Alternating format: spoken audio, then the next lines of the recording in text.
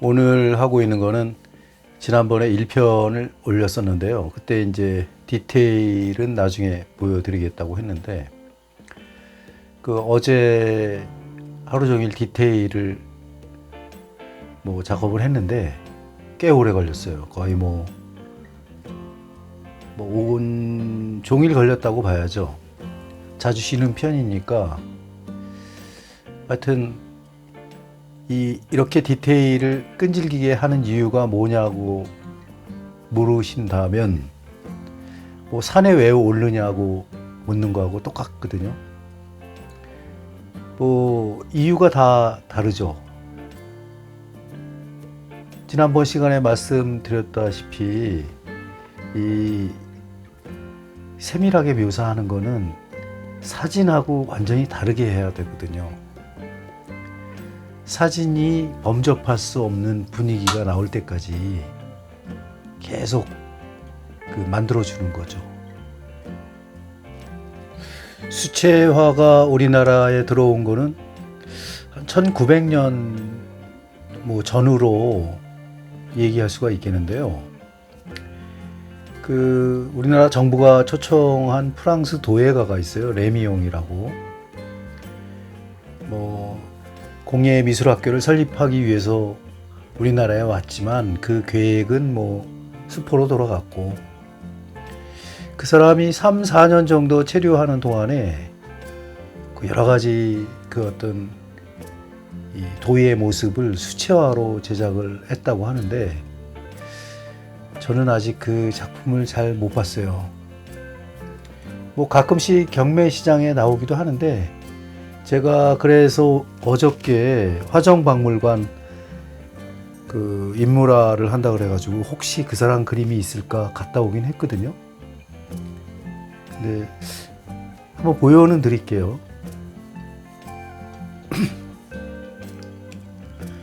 우리 정부에서는 이 학교 교육을 처음 이제 서양식으로 이렇게 개편하기 시작한 게 1885년이라고 하거든요. 그래서 교과 과목 안에 도화 시간, 그러니까 미술 시간을 포함시키기 시작했어요. 그게 이제 소학교령이라고 하는데 그때 이제 연필, 크레용, 수채화 물감 이런 거로 지도를 하였다고 하거든요.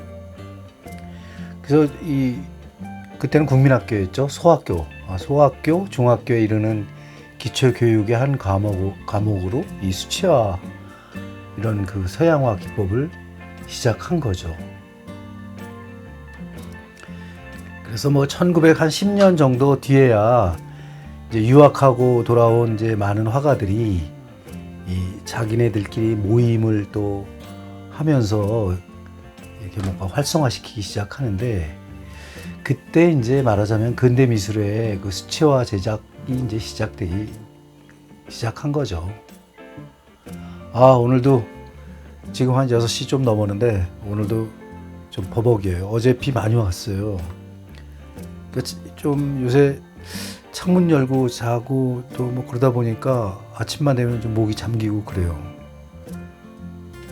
이 컨디션이 빨리 회복이 돼야 되는데 지난달에 감기를 앓고 난 이후에 정상 컨디션으로 돌아오기가 굉장히 힘드네요.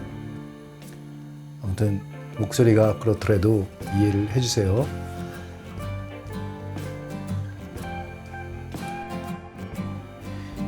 그때는 이제 조선 총독부라고 해가지고 우리 주체성을 말살하기 위해서 문화정책을 펼쳤다고 하죠.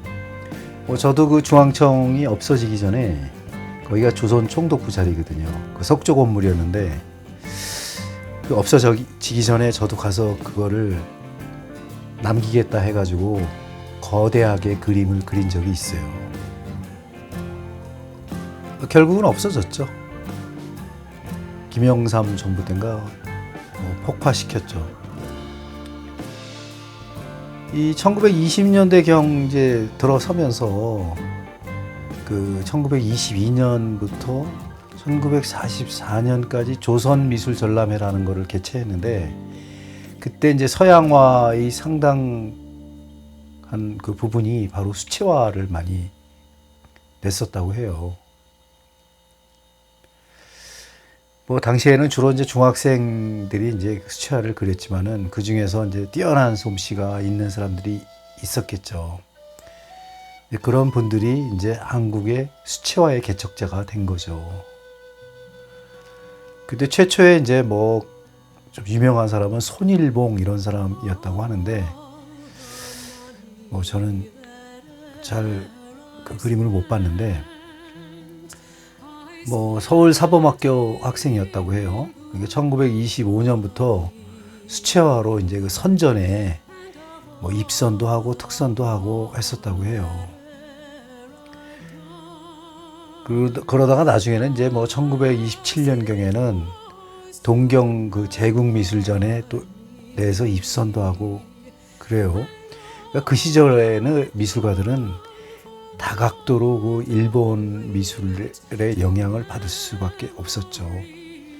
일본은 뭐 그 당시에 만국박람회니 뭐 세계박람회에 많이 참가를 해가지고 그 서양 문물을 엄청나게 받아들이거든요. 물론 자기네도 수출을 많이 해요. 그 오죽하면은 그 일본의 목파나가 유명해져가지고 뭐 불티난 듯 팔려나갔다고 하니까 프랑스에서 뭐 거기에는 고흐도 그 일본 그 목파나를 그린 게 있잖아요. 그걸 보고.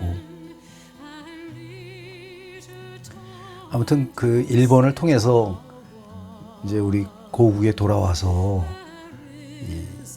그 어떤 기법이나 이런 재료라든가 이런 거를 소개하기 시작한 사람들은 거의 다 유학생들이었죠. 뭐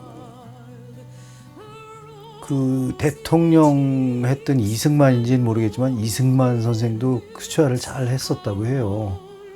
제가 아침에 새벽에 좀 검색을 좀 많이 했거든요. 뭐 그 이외에도 뭐 1930년경에 이제 이인성은 그 소녀 그림으로 유명하죠. 뭐 일찍 작고하시긴 하셨지만은 수채화를 많이 하셨다고 해요. 그러니까 1930년대에는 뭐 활동하는 작가들이 꽤 많았잖아요. 일본으로 건너간 이중섭, 그다음에 이 수채화라기보다는 이제 서양 기법의 그 어떤 그 동경 문화학원인가 거기 출신들이 유영국 선생, 그다음에 김환기 뭐 그런 분들이 1930년대에 유학을 많이 갔거든요. 그래서 이 수채화나 뭐 이런 거를 많이 하셨는지는 모르겠어요, 그분들은. 근데 하여튼 조형 미술 세계로 이 수채화가 상당히 유행했던 거는 사실이에요. 나중에 이제 대구에서는 그 서동진 선생이라고 그 수채화 전람회를 뭐 여러 번 가지면서 무슨 그런 거를 뭐 수채화의 보급에 대해서 많이 노력을 하셨다고 해요. 그래서 대구 지방 그 화가들이 수채화를 많이 한다고 하더라고요. 이인성 선생도 아마 대구 출신일 거예요. 뭐 6.25 동란이 일어나는 1950년대에 돌아가셨지만은 하여튼 손흥성과 더불어 아주 수채화의 기량을 마음껏 뽐낸 분 중에 한 분이라고 하네요. 아무튼 그 1930년대 일본 수채화의 화원으로도 활약을 하셨다고 해요. 그 이인성 선생이. 그 스승이 서동진이었고, 뭐 이런 역사가 그렇게 중요하지 않다, 중요하다, 뭐 이런 거는 말씀드릴 수가 없는데 자세하게. 그래도 1945년 그 광복 이후의 미술계에는 더 다양한 발전을 했죠. 유채화, 수채화 이런 식으로. 뭐 더군다나 우리 그 조선시대의 어떤 도화원 출신들의 화가들만 있었던 이 조선시대 이후에는 이 새로운 신세계일 수도 있어요. 유채, 유화, 수채화 이런 것들을 제작하는 작가들이 뭐 급속도로 많이 늘어났거든요. 더군다나 뭐 광복을 했으니까 그 탄압으로 벗어나서 새로운 장이 열린다고 생각했기 때문에 이 예술 방면에도 뭐 엄청난 변화가 있었죠. 뭐 박수근 선생도 그 1957년도에 제작한 그런 그림을 보면은 이 정물화를 갖다가 그린 게 있어요. 수채화로. 그렇듯이 뭐 여러 작가들이 수채화를 했거든요. 그러다가 이제 국전이 생기게 되잖아요. 1949년에 이제 국전이 생기고 그게 이제 1981년까지 계속되는데 꽤 오래 지속됐죠. 뭐 이 공모전이니까 서양화부에 수채화가 포함될 정도였으니까 뭐 대단한 거죠.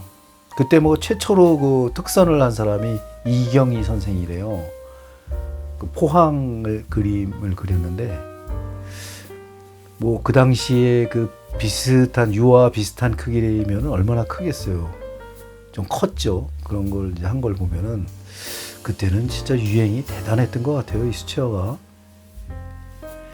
하지만 이제 그 50년대는 더 커지잖아요. 그 이 작품의 크기가 공모전을 내는데 그 작품의 크기를 점점 늘린다고요. 이 그 공모전 주최 측에서 그러니까 규격이 점점 커지니까 수채화는 점점 소외당하고 이제 이 유화의 대작들이 점점 늘어나게 되겠죠. 1950년대 뭐 전후에는 그런 일이 있었다고 해요. 뭐 지금은 이제 수채화지가 뭐 롤 크기로 큰 그런 크기로 나오지만은 그다음에 안료도 수채 안료도 많이 개발되고 했지만은 뭐 예전에는 오죽했겠어요. 더군다나 일본을 통해서 들어오는 거니까 그 양질의 재료를 구하기에는 훨씬 더 어려웠겠죠. 그래서 이제 서양화에서 유화의 비중이 더 커지게 된 거죠. 1956년경에 한국 수채화협회가 결속이 되었지만 그때 이제 결속이 돼서 이제 살아 계신 분들이 뭐 지금 거의 90이 다 가까워지고 계실 거예요. 뭐 더군다나 이제 그때는 이 전후기 때문에 우리가 참 살기가 빡빡한 시대였죠. 그러면서 이제 60년, 70년대로 들어오면서 단체 활동 없이 개인적인 활동에 이제 그런 그 활동을 하다가 여러 가지 그 창작회를 많이 만들게 되죠, 이제. 그래서 그때는 미술회관이 1975년경에는 안국동에 있었어요. 저도 기억하거든요. 제가 왜 기억을 하냐면 제가 고등학교 때, 중고등학교 때 미술을 공부할 때 종로에 나가서 공부를 했거든요. 그때는 최초의 미술학원이 향림미술학원이었는데 파고다 공원 옆에 있었어요. 그리고 광화문 쪽에 서울미술학원이 있었죠. 그래서 이제 그 수업 후에 이제 뭐 왔다 갔다 해보는 거죠. 인사동도 가보고 해보면은 그때 미술회관을 처음으로 들어가 보면은 그때 이제 유행했던 그림들이 지금도 생생한데 뭐 이 동양화 같은 경우에는 운보 김기창 선생이 이 그리스도의 일대기를 갖다가 갓쓴 그리스도를 그려가지고 그 전시하는 거를 제가 봤거든요. 그리고 미술회관에서 개최되는 여러 가지 전시회에는 그 유화 위주의 그런 작품들이 많았는데 뭐 지금도 안 잊어버리지만 뭐 이마동 선생이라든가 뭐 그런 분들이 굉장히 인기가 있었어요. 주로 풍경화를 많이 그리셨죠. 이제 그때 그 당시에는 아무튼 그때 그 미술회관 전후로 해가지고 수채화의 그 창작회가 그게 뭐 10명 단위로 해서 결속이 되어서 뭐 이 전시도 하고 그랬다고 해요. 아무튼 수채화 협회가 우리나라에 결성된 거 보면은 그만큼 인기가 있었다는 거겠죠.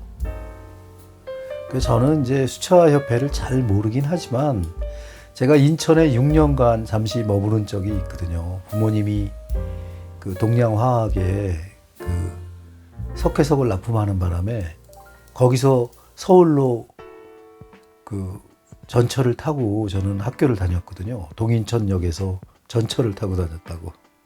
그러니까 굉장히 뭐 새벽에 일어나야 돼요. 그때도 5시 반에는 일어나야 하여튼 학교에 제대로 들어왔으니까. 그 당시에 인천 네 계셨던 선경미술학원의 원장 선생님이 저를 굉장히 다독여 주시던 선생님인데, 지금은 작고하셨지만은 하여튼 그분이 미술학원을 하시면서 굉장히 유명한 일화가 많아요. 그러니까 인천 출신들 이 화가들은 그 선경미술학원을 아마 잊지 못하실 거예요. 그 시절에 그 수채화협회가 있었어요. 거기 인천에도. 그래서 나중에 이제 선생님이 1980년대에 저보고 한 점을 출품해 달라고 해서 제가 가본 적이 있거든요. 그랬더니 거기도 굉장히 수채화협회가 활성화가 돼가지고 인천 분들도 그림 뭐 엄청 잘 그리시죠. 그런 기억이 납니다. 아무튼 그때 그 수채화 하시는 분들 보면은 뭐 그 기법이 뭐 신선하게 하는 거, 프레시하게 하는 게 굉장히 유행했어요. 그때 인천 분 중에 그 김기태 선생인가 분이 참 그림을 잘 그리셨는데 어디 분인지는 모르겠어요. 근데 제 기억에는 그분은 정말 이 테크니컬이 뭐 스킬이 하여튼 엄청나셨던 분이에요. 그런 분이 계셨고, 그다음에 제 이제 위에 선배들 중에서 뭐 주태석 선생 뭐 이런 분들이 진짜 그림을 잘 그리셨거든요. 주태석 선생은 뭐 대학미전에서도 상을 받으신 적도 있지만, 그때는 대학미전이라고 정부에서 주최하던 그 미술 공모전이 있었어요. 학생들만 내는 건데 거기서 그린 그 철길의 그 자갈하고 철길 모습은 지금도 잊어버릴 수가 없죠. 그 주태석 선생이 아마 그걸 그렸을 거예요. 그때 뭐 서울대 홍대가 이제 너무 놀아먹는다 해가지고 결국에 다 없어졌지만은 그 대학미전이, 아무튼 그 시절에 보면은 그 수채화를 잘 그렸던 분이 엄청 많죠. 더군다나 이제 고등학교를 다니신, 저는 이제 제 시절이지만 이 각종 그 대학에서 주최하는 이 어떤 미술 대회가 있었어요. 전부 다 수채화죠. 그래서 그 수채화를 잘 그려가지고 거기서 이제 이 최고상을 받으면은 대학 입시 특전이 있었어요. 들어가는. 그렇기 때문에 이제 각 지방에서 버스를 대절해가지고 올라와서 이제 일종의 어떤 이 대학 수채화 그런 경연 그런 거에 참가하고 그랬죠. 그 당시에는 뭐 광주, 부산 이런 데서 엄청 많이 올라오셨어요. 특히 광주, 남도 쪽에 어떤 수채화가 엄청 강했거든요. 그 컬러풀하고 그 테크니컬한 부분들이 진짜 대단했거든요. 뭐 그 시절에는 그 광주 쪽에는 그 유명하신 분들이 그 서양화 개척자라고 말씀드릴 수 있는 오지호 선생 이런 분들이 계셨거든요. 뭐 전주 이쪽에서는 배동신 뭐 이런 분들이 수채화를 엄청 잘 그리셨다고 하더라고요. 아무튼 제 기억에 남기로는 우리 스승님도 광주 분이셨는데 그 조선대학교 출신이거든요. 근데 조선대학교 출신들이 작품을 진짜 그 섬세한 거를 많이 하거든요. 그래서 그 배동환 선생님은 뭐 저기 중앙예대를 나오셨지만은 그 조선대학교 출신들이 그림을 참 잘 그렸어요. 그때 이제 수채화들을 많이 그리셨죠. 제가 고등학교를 다니면서 미술반에서 가장 먼저 배운 게 박복규 선생님이 가르쳐 주시는 수채화였으니까요. 뭐 초기에 일본 수채화들은 뭐 그 인상파의 영향을 엄청 많이 받았죠. 뭐 수채화뿐이 아니고 유화, 조각 할 거 없이 전부 다 그 일본은 그때 근대화가 뭐 상당히 진행이 돼가지고 그때 아파트 문화가 그때 당시에도 벌써 있었고 1900년대에도 있었고 초에 거기 일본 사람들은 또 돈을 그때 많이 벌었어요. 많이 벌어서 유학생들이 프랑스로 엄청나게 들어가거든요. 그래서 거기서 배워온 사람들이 말하자면 동경예대, 문화원 이런 데를 통해 가지고 후배들을 많이 양성하고 했었죠. 그 일본의 수채화의 역사는 더 오래되고 더 대단했죠. 수채화 전문지를 만들기도 했으니까 잡지를 만들기도 했어요. 그러니까 1905년에 그 미즈에라는 월간지를 만들 정도니까 대단했었죠.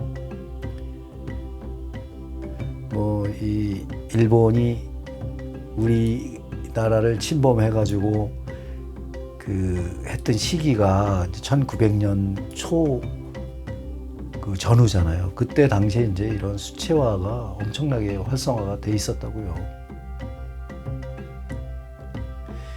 이 인간은 아무리 고통스럽고 전쟁이 일어나도 그 시기에 예술을 하는 사람이 있고 공부를 하는 사람이 있었어요. 대단한 거죠, 사람들은. 우리나라 사람들이야 이북하고 대치하고 있으니까 얼마나 마음속에 느긋함과 그다음에 불안감과 이런 게 녹아 있겠어요. 해도 안 되는 게 있다는 거는 여러분들도 잘 아시겠지만은 우리도 만만치 않잖아요. 일제 시대가 있었고 그다음에 6.25가 있었고 그다음에 격변의 5, 60년대의 환경 대단했죠. 그런데도 불구하고 이 미술가들이 많이 생겨났었다고요. 그런 거 보면은 예술하는 사람들이 참 대단한 것 같아요. 아무튼 한국에 서양 미술 문화가 도입되던 그 시기에 이렇게 보면은 20세기 들어오기 전에 그런 회화의 그런 방법들은 조선시대의 어떤 먹으로만 하던 회화에서 많은 혁신이 온 거는 사실이죠. 다양한 색채라든가 이런 게 엄청나게 변화를 줬던 건 사실이니까. 그 당시만 해도 사실주의에서 벗어나기가 굉장히 힘든 시대였는데 그래서 비구상을 했던 유영국 선생 이런 분들이 대단한 거예요, 사실은. 대단하기보다는 또 어떤 식의 생각을 하냐면 서양의 기법들이 계속 유입이 됐었으니까 또 우리나라만의 독창적인 어떤 추상이라든가 이렇게 볼 수는 또 없었죠. 그 시절에 인상주의나 야수파, 큐비즘 이런 것들은 어떤 이 자연주의에서 벗어나려고 하는 엄청난 본능의 예술들이었거든요. 그러니까 그러한 영향들은 피해갈 수가 없었죠. 더군다나 이제 큐비즘의 영향을 받은 피카소라든가 이런 사람들은 그 당시에도 유명했으니까. 아무튼 이런 순수한 회화의 영향에서 개인주의적인 이렇게 경향으로 바뀌면서 많은 변화가 생긴 건 사실이지만 우리나라도 마찬가지예요. 국전에서 구상과 추상으로 분야를 나눠가지고 이 공모전을 했을 정도였으니까요.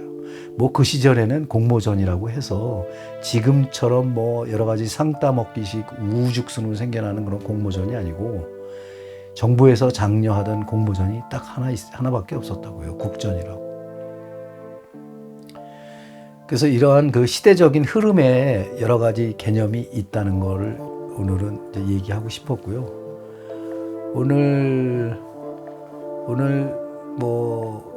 더 여러 가지 수채화에 대한 얘기를 하고 싶었지만은 제가 요새 30분 넘기는 거를 좀 삼가하고 있기 때문에 요 다음 수채화 할 때 이어서 다시 수채화, 우리나라 수채화가 어떻게 발전해 왔는가에 대해서 말씀드리도록 하겠습니다. 오늘도 시청해 주셔서 감사하고요. 제가 목 컨디션이 더 좋아지면은 더 재미난 이야기로 찾아뵙기로 하겠습니다. 감사합니다.